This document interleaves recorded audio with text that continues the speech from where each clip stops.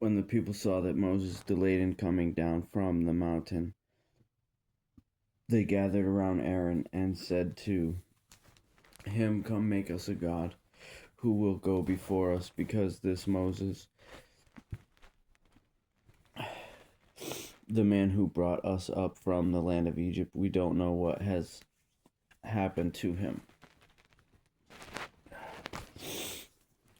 Then Aaron replied to them, "Take off the gold rings that are on the ears of your wives, your sons, and your daughters, and bring them to me." So all the people took off the gold rings that were on their ears and brought them to Aaron. He took the gold from their hands, fashioned it with an engraving tool, and made it into an image of a calf. Then they said,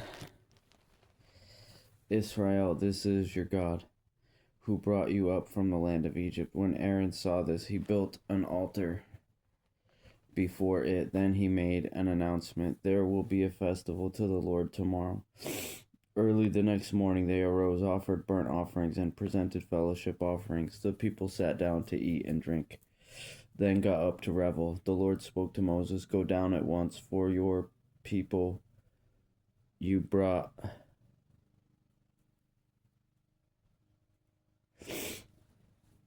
up from the land of Egypt have acted corruptly. They have quickly turned from the way I commanded them. They have made for themselves an image of a calf. They have bowed down to it, sacrificed to it, and said, 'Israel, this is your God, who brought you up from the land of Egypt.'" The Lord also said to Moses, "I have seen this people, and they are indeed a stiff-necked people. Now leave me alone so that my anger can burn against them, and I can destroy them. Then I will make you into a great nation." But Moses interceded with the Lord his God. "Lord, why does your anger burn against your people you brought out of the land of Egypt with great power and a strong hand? Why should the Egyptians say, 'He brought them out with an evil intent to kill them in the mountains and wipe them off the face of the earth'? Turn from your great anger and change your mind about this disaster planned for your people. Remember that you swore to your servants Abraham, Isaac, and Israel by yourself and declared to them, 'I will make your offspring as numerous as the stars of the sky, and will give your offspring all this land that I have promised, and they will inherit it forever.'" So the Lord changed his mind about the disaster he said he would bring on his people. Then Moses turned and went down the mountain with the 2 tablets of the testimony in his hands. They were inscribed on both sides, inscribed front and back. The tablets were the work of God, and the writing was God's writing engraved on the tablets. When Joshua heard the sound of the people as they shouted, he said to Moses, "There is a sound of war in the camp." But Moses replied, "It's not the sound of a victory cry, and not the sound of a cry of defeat. I hear the sound of singing." As he approached the camp and saw the calf and the dancing, Moses became enraged and threw the tablets out of his hands, smashing them at the base of the mountain. Then he took the calf they had made, burned it up, and ground it to powder. He scattered the powder all he, over the surface of the water and forced the Israelites to drink the water. Then Moses asked Aaron, "What did this people do to you that you have led them into such a grave sin?"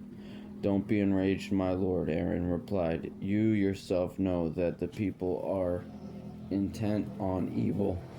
They said to me, 'Make us a god who will go before us, because this Moses, the man who brought us up from the land of Egypt, we don't know what has happened to him.' So I said to them, 'Whoever has gold, take it off.' And they gave it to me. When I threw it into the fire, out came this calf." Moses saw that the people were out of control, for Aaron had let them get out of control so that they would be vulnerable to their enemies. And Moses stood at the camp's entrance and said, "Whoever is for the Lord, come to me." And all the Levites gathered around him. He told them, "This is what the Lord, the God of Israel, says: Every man fasten his sword to his side, go back and forth through the camp from entrance to entrance, and each of you kill his brother, his friend, and his neighbor." The Levites did as Moses commanded, and about 3,000 men fell dead that day among the people.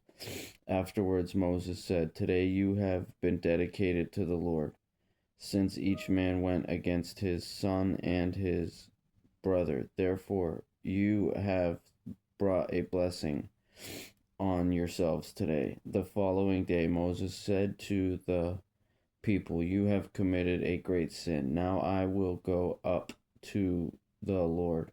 Perhaps I will be able to pay for your sin." So Moses returned to the Lord and said, "Oh, this people has committed a great sin. They have made for themselves a god of gold. Now, if you would only forgive their sin, but if not, please erase me from the book you have written." The Lord replied to Moses, Whoever has sinned against me, I will erase from my book. Now go lead the people to the place I told you about. See, my angel will go before you. But on the day I settle accounts, I will hold them accountable for their sin. And the Lord inflicted a plague on the people for what they did with the calf Aaron had made.